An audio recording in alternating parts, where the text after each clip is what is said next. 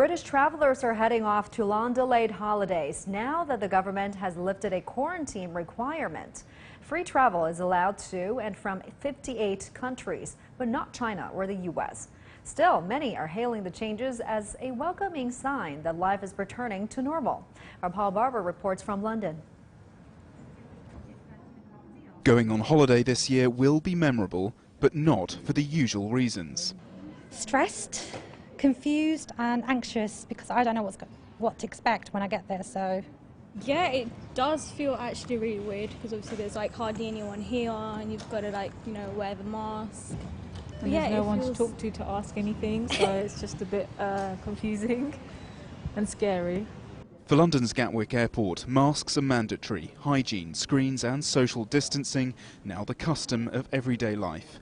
And good luck finding a coffee or a hot meal. It's been nearly 4 months since all but essential overseas travel came to a halt. But now the drawbridge has been lowered and people arriving in England from nearly 60 countries deemed low risk no longer have to quarantine for 14 days. They include firm holiday favourites France, Italy, Spain and Greece. I'm delighted, absolutely delighted. What does it mean for you? It means that I can travel and still come home and carry on going to work. There's just less restriction. I just hope it lasts. It was quite surprising the amount of information we had to provide as we arrived back, an online form. Luckily I'm quite used to using a phone and doing that sort of thing, but for someone who's not, it's quite difficult and long-winded. Actually it's been easy because there's nobody here, so it's been quite good.